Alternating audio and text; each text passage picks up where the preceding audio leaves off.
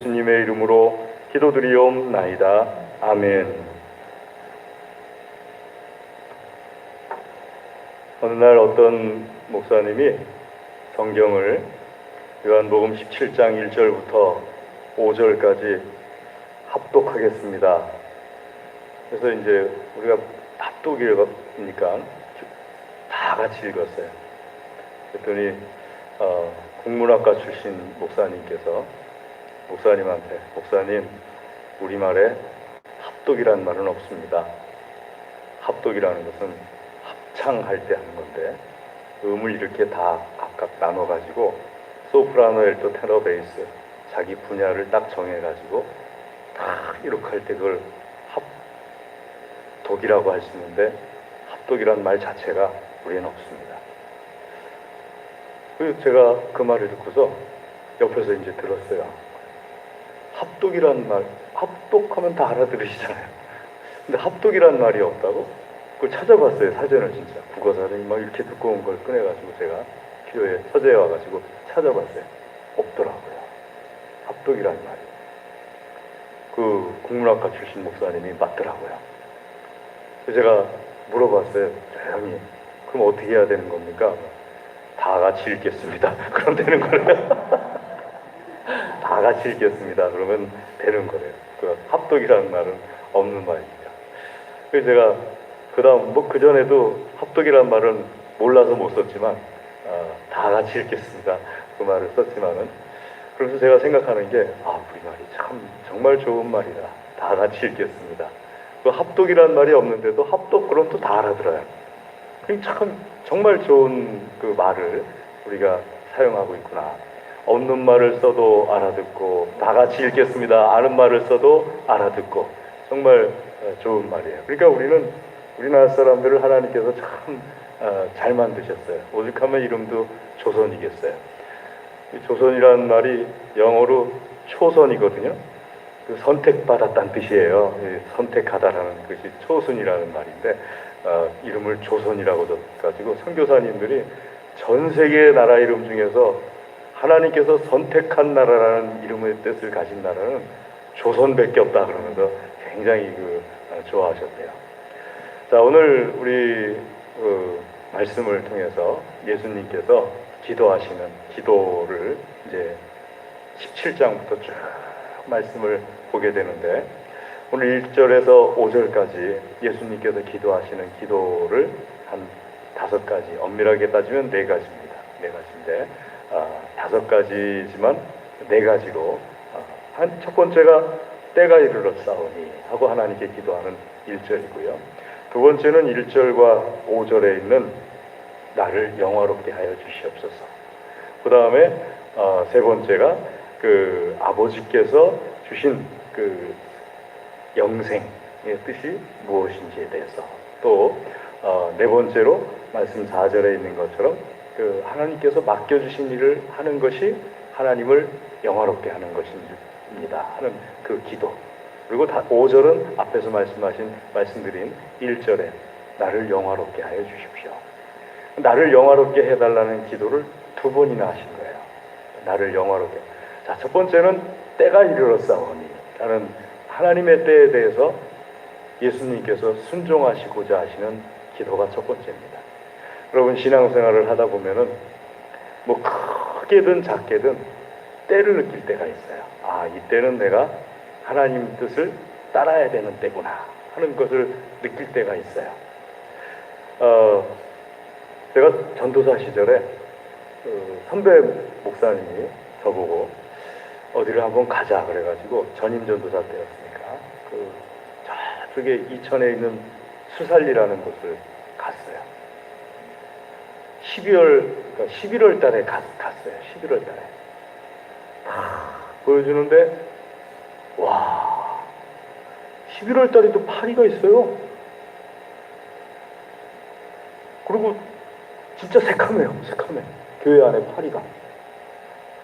그리고, 세상에 교회가 이렇게 방치가 됐네. 교회 바로 밑에는 또 돼지 농장, 농장이라고 말할 것도 없어요. 옛날 돼지 막사 있잖아요. 그 더러운 돼지 막사. 거기 거기서 이제 돼지 그 배설물들이 쌓였으니까 파리떼들이 탁 교회로 올라와가지고 추우니까 따뜻한 교회 안에 들어와서 쫙 천정을 그냥 까맣게 그 11월 초에 그러고 있는 거였어요. 거기를 갔다 왔는데 저는 그 정말 지금도 그렇지만요, 농촌 생활을 잘 못해요. 풀도 아직도 잘 몰라요. 그러니까는 갔다 왔는데 새벽마다 떠오르는 거예요. 거기가 철야기 하나 또 떠오르는 거예요. 새벽마다 떠오르고 철야기도 하면 떠오르고. 그 한 달쯤 있다가 때가 이르렀사오니 그래서 짐을 싸가지고 12월 달에 그래서 이제 이천에 스살리라는 교회 그 내려오게 됐어요. 스살리라는 교회 내려와가지고 그 스살리 교회를 처음 전임 전도사로 섬기게 됐어요.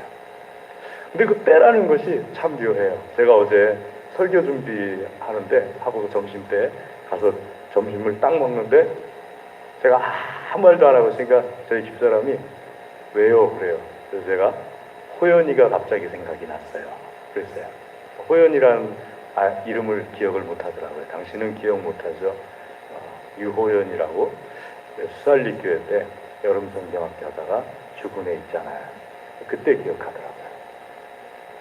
교회가 막 부흥했어요. 정말 그 시골교회에서 30대에서 40대 사이에 그 군대 직업 군인들로만 이루어진 가정들로 쫙 교회가 그냥 부흥했어요. 그러니까 11조들도 많이 하고 또 여러 가지 그 뜨겁잖아요. 30대 군 생활하면서 신앙생활하는 사람들 얼마나 뜨거워요. 그러니까 뜨겁고 또 저도 또 그때 딱 나이가 30살이었고 그러니까 뭐 물불을 안 가리는 그런 나이였죠. 교회는 막 그냥 계속 부흥에 올라가고 그러면서 근데 그 순간에 딱 그 일이 터졌어요. 그래서 제가 그때 또 알았어요. 이젠 내가 여기서 끝인 거구나 하는 것을 알았어요.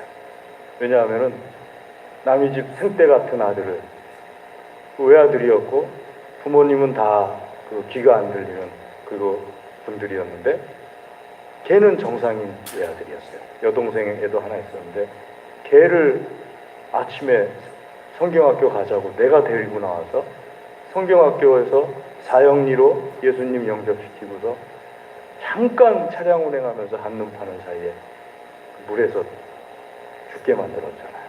누가 뭐래도 제가 잘못한 거잖아요. 준비를 철저하게 안 해가지고 그렇게 된 거잖아요.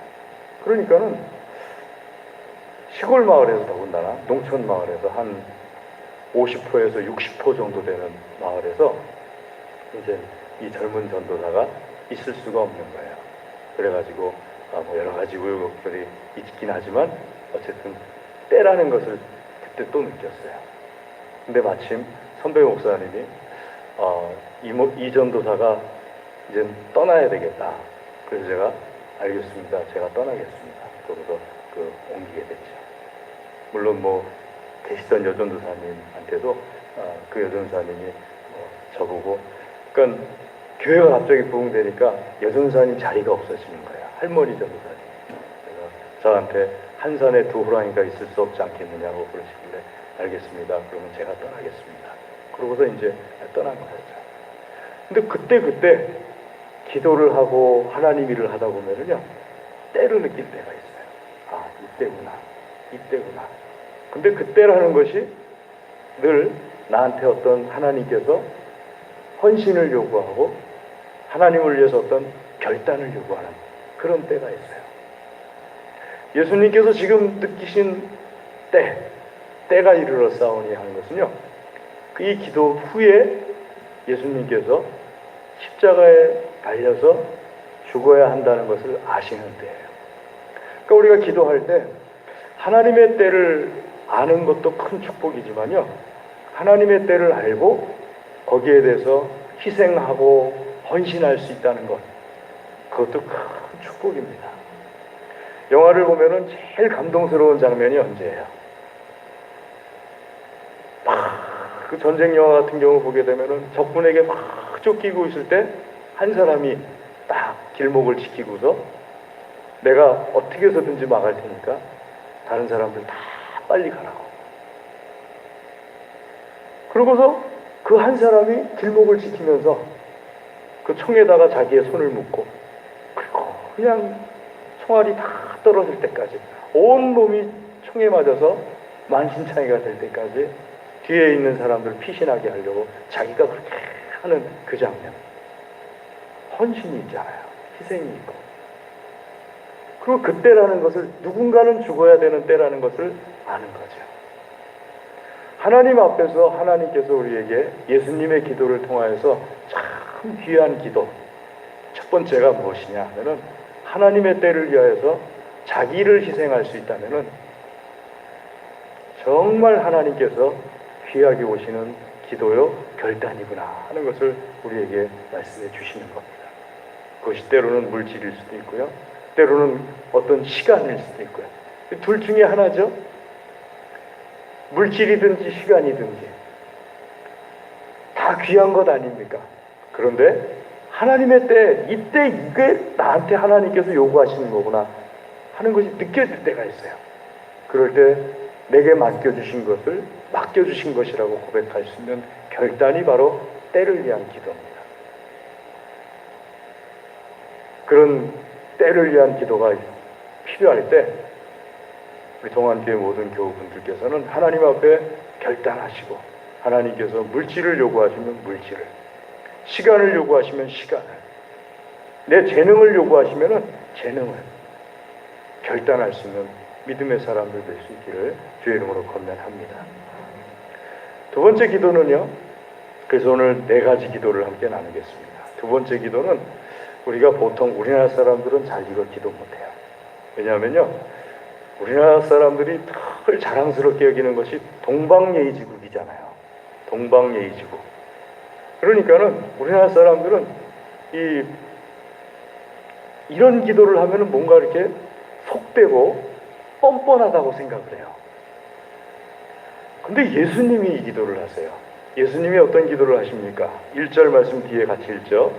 때가 이르렀사오니 아들을 영화롭게 하사 아들로 아버지를 영화롭게 하게 하옵소서. 아들을 영화롭게 하게 해주십시오. 5절 말씀에도 또 같은 말이죠. 아버지여, 창세전에 내가 아버지와 함께 가졌던 영화로서 지금도 아버지와 함께 나를 영화롭게 하옵소서. 나를 영화롭게 해주시옵소서. 영화롭다는 게 무슨 뜻일까요?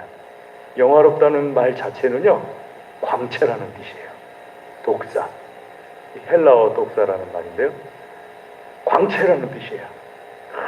성경에 보면은요, 하나님의 영화, 영광이라고 보통 우리가 많이도 하고요, 하나님의 영화를 드러낸 적이, 대표적인 적이 두 번 있어요. 첫 번째는 모세가 하나님과 독대하고 난 다음에, 모세가 산에서 내려왔는데 얼굴이 워낙 광채가 나가지고 사람들이 모세의 얼굴을 쳐다볼 수가 없었어요. 그래서 모세가 그때부터 수건을 쓰는 거예요. 그러니까는 이때 사람들은 하나님의 영화라는 것을 그나마 처음 본 거예요. 빛이 너무 강하면은 저렇게 쳐다볼 수가 없구나, 사람에게서. 두 번째는요, 예수님께서 변화산에서 모세와 엘리야와 함께 예수님의 영광을 보여주셨어요. 영화를. 그때도 사람이 손으로 빨 수 없는 것처럼 흰 예수님의 몸이 쫙 변화된 그 빛이거든요. 빛. 여러분, 빛이 아주 밝으면요, 백색이에요. 그래서 이 세상의 모든 빛들을 한 번에 딱 모아놓으면 빛이 없어요. 색이 없어요. 그게 정상적인 빛이에요. 우리가 뭐 무지개색을 느낀다, 무슨 색깔을 본다 하는 것은요, 빛이 뭔가 이렇게 잡스러운 것과 합쳐졌을 때 색깔이 나오는 거예요. 아무것도 없는 순결한 빛은요, 색이 없어요. 그 빛이 다 있는데요, 예수님의 얼굴을 보면서 베드로와 야고보, 요한은 마음에 큰 감동을 받습니다. 그래서 여기다 초막셋을 짓고 여기서 예수님과 모세와 엘리야를 모시고 살고 싶습니다. 그 영화예요. 그 빛. 그럼 우리가 세상에서, 여러분, 세상에서 빛난다는 게 뭐예요? 세상에서 빛난다는 거예요. 제가 사람에게서 빛이 날 수도 있다 하는 것을 한 번 느낀 적이 있어요. 저희 학교 선배 중에 김효선 목사님이라고 계시는데 이분이 독일에서 공부를 하고 들어왔어요. 박사학위를 받고 들어왔어요. 열심히 공부를 해서 독일에서 박사학위 받고 들어온 이분이 공항에서 딱 내리자마자 주선혜 교수님이라는 분이 계시는데 찾아가가지고 김 목사야, 네가 가서 사역할 때가 있다. 그래서 데리고서 저 전라남도 저 구석에 있는 한 마을로 데리고 가서 너 여기서 사역해라. 그 마을은 나병 환자촌이었어요. 마을 사람들이 다 합쳐봐야 100여 명 정도 되는. 공항에 들어올 때는 내가 신학교에 교수가 되고 싶어가지고 공부를 많이 했으니까 그런 생각을 가지고 들어왔는데 선배 교수님이, 목사님이 너 여기서 사역해라. 예, 알겠습니다. 그리고 거기서 사역을 했어요.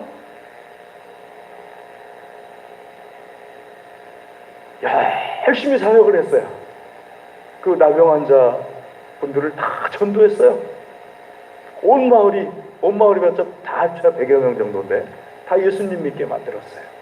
다 예수님만 믿게 만든 게 아니고 온 마을 사람들이 다 히브리어 헬라어로 성경을 암송시켜 버렸어요. 다 같이 마태복음 암송하겠습니다. 그러면은 그 동네 분들은 마태복음을 헬라어로 잘. 그러고 했어요. 그 학교에 제가 신학교 3학년 때 초청 강사로 오셨는데 보니까요. 와, 내가 깜짝 놀랐어요. 와이셔츠를 얼마나 오래 입었는지 이게 없어요. 요 안에 거만 남았어요. 여기도 없어요. 이게 하도 달아가지고 털만 남았어요. 털만. 양복을 얼마나 오래 입었는지 등 쪽이 누렇게 떴어요. 그리고 신발은 참 재밌게도 고무신을 신고 오셨는데 아주 검정 고무신이 변한 그 색깔 있잖아요. 막 금가고 막 그런 거. 그러고서 그걸 신고 나타나셨어요. 거기다가 애교스럽게 나이키 표시를 이렇게 그리셨어요. 그러고 나타나셨어요. 근데 제가 딱 보는 순간에 이 빛이 느껴지는 거 있죠. 빛이. 말씀 한마디 한마디 전하는데 와, 빛이 느껴지더라고요. 너무 은혜 받아가지고 그 목사님을 뵈려고 어떻게 준비해가지고 갔는데 딴 데로 가셨어요. 어디로 가셨냐면은 저 몽골의 또 나환자촌으로 가셨어요. 그래서 몽골의 나환자촌에 계시다가 지금까지 거기서 하고 계세요. 라마교 승려도 전도를 했어요. 몽골 나환자 분들만 전도한 게 아니고 라마교 승려도 전도를 했어요. 어떻게 전도했냐고 여쭤봤더니 간 테이프에 보니까는 그 당시엔 테이프였잖아요. 들어보니까 어떻게 전도했냐면은 라마승 한번 전도해봐야겠다. 그리고 굉장히 오래된 고승을 찾아가서 다 있는데 뭐라고 한마디 하더래요. 알아듣기 힘든 말, 오랫동안 수행하면서 한 말. 그래서 뭔가 한마디 해야 될 것 같아서 방언을 한마디 했대요. 그랬더니 그 승려분이 나보다 고승이시군요. 그래가지고 이 김 목사님을 스승님으로 모신 거예요. 예수님을 영접하고.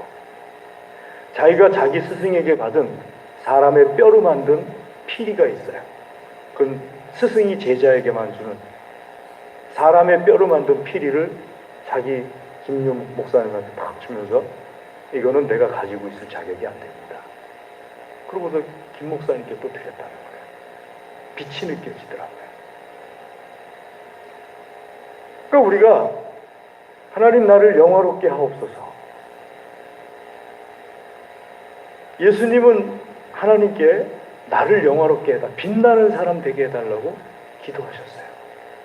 빛나는 사람 되게 해달라고. 여러분, 빛나는 사람 되셔야 돼요. 아멘. 무슨 일을 하든지 빛나기를 기도하셔야 돼요.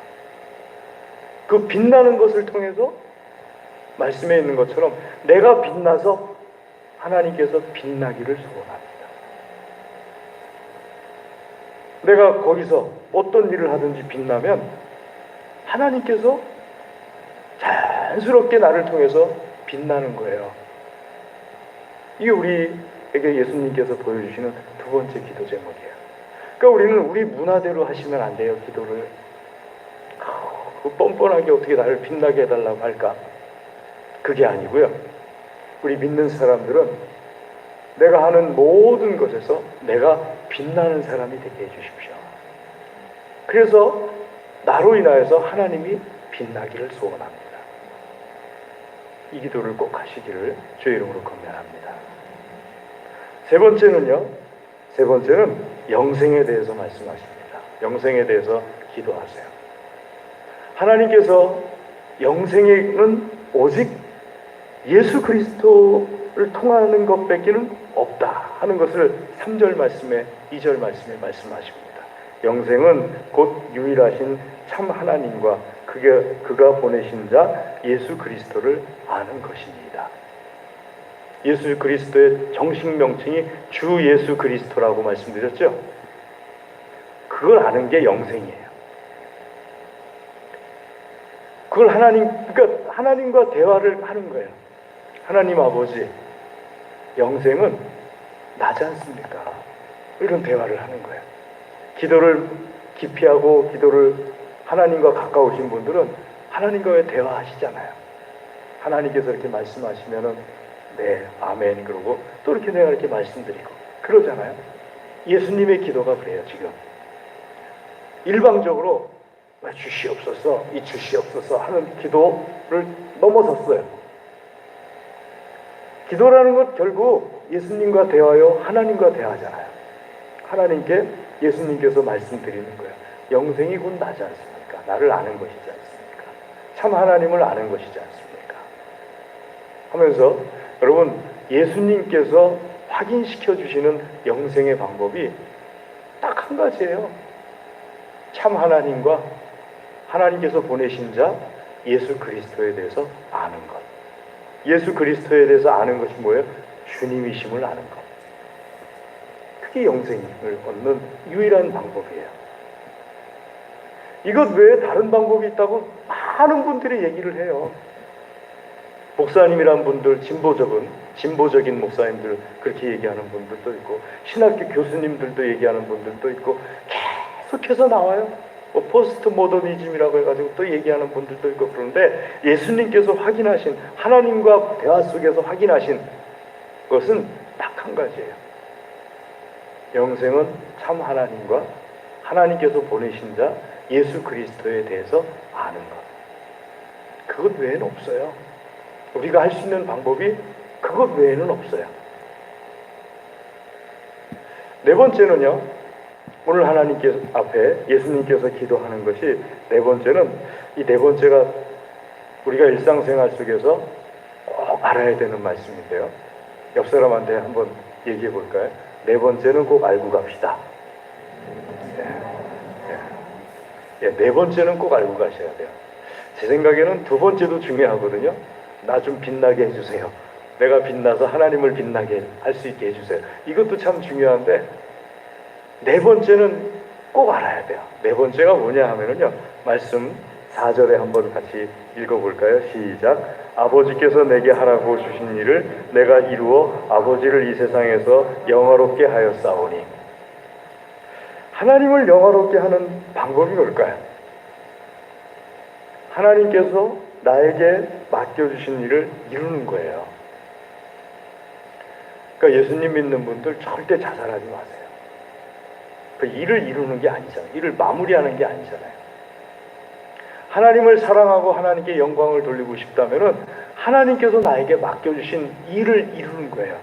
하나님께서 나에게 맡겨주신 일의 대표적인 게 뭐예요? 인생이잖아요. 인생. 내게 맡겨준 이 삶을 잘 살아가는 거잖아요. 최선을 다해서. 그게 하나님께서 나에게 맡겨주신 일을 이루는 것의 대표적인 거죠. 물론 주일학교 교사도 일이고요, 성가대도 일이고요, 뭐 안내위원도 일이고요, 애찬하는 것, 차량 봉사하는 것, 그것도 일이죠. 그리고 그걸 통해서 그 일을 마무리할 때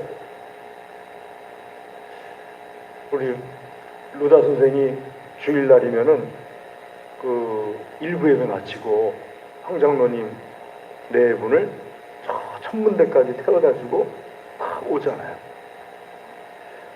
그전에는 그분들 어떻게 집에 가셨어요? 비 오는 날도 우산 쓰고 버스 타고 가셨잖아요. 비 오는 날도 우산 쓰고 버스 타고 오셨잖아요.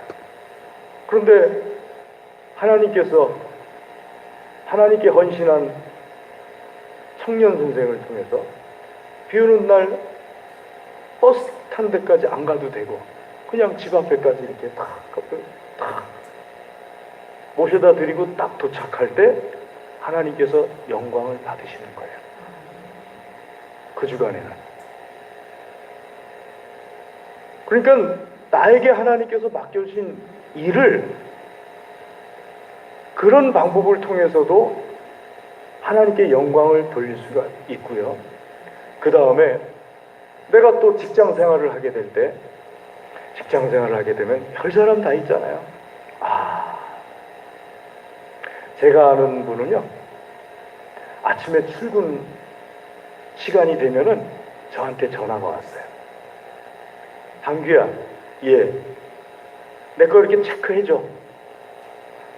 그럼 제가 가지고, 네, 그러고 가서 이렇게 체크를 하는 거예요. 출근했다고.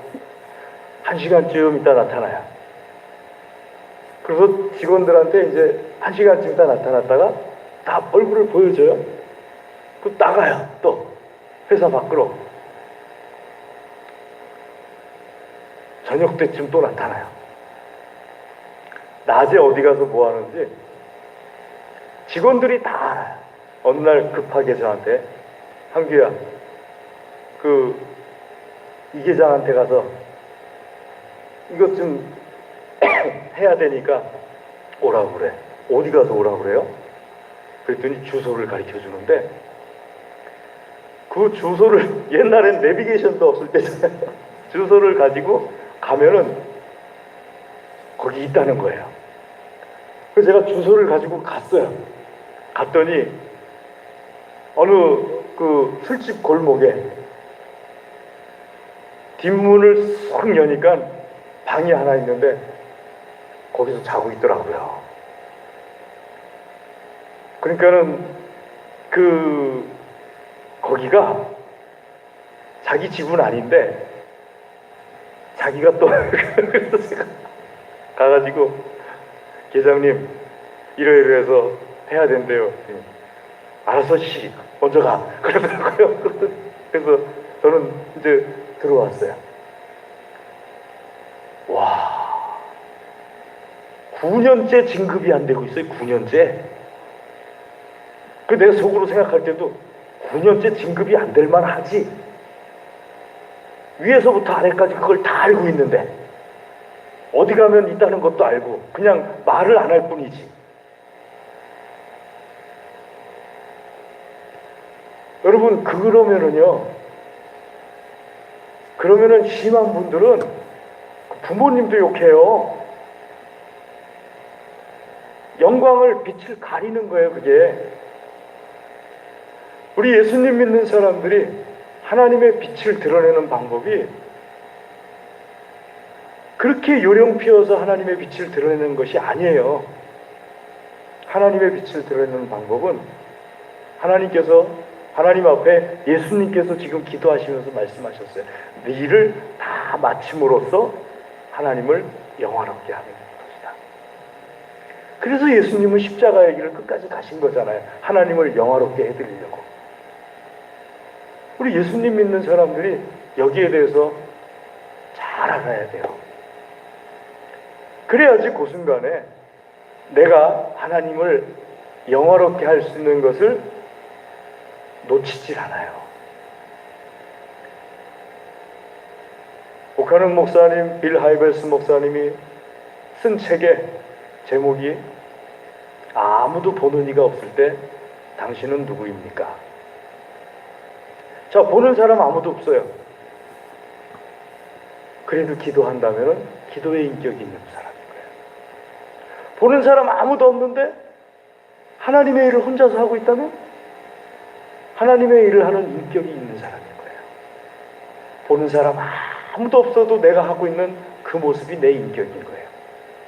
그걸 통해서 하나님의 영광, 빛을 드러내는 거예요.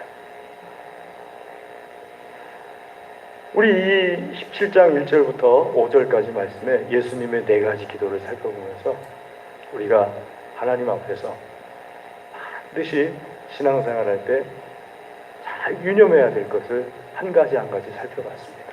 사랑하는 교회 여러분, 하나님을 영화롭게 하고 예수님을 영화롭게 하고 나도 영화로워지기를 힘쓰는 우리 믿음의 사람들 될 수 있기를 주의 이름으로 권면합니다.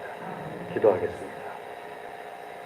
하나님 아버지, 이 시간 주님께서 주의 말씀을 통하여서 우리의 믿음이 자라게 하여 주시옵소서.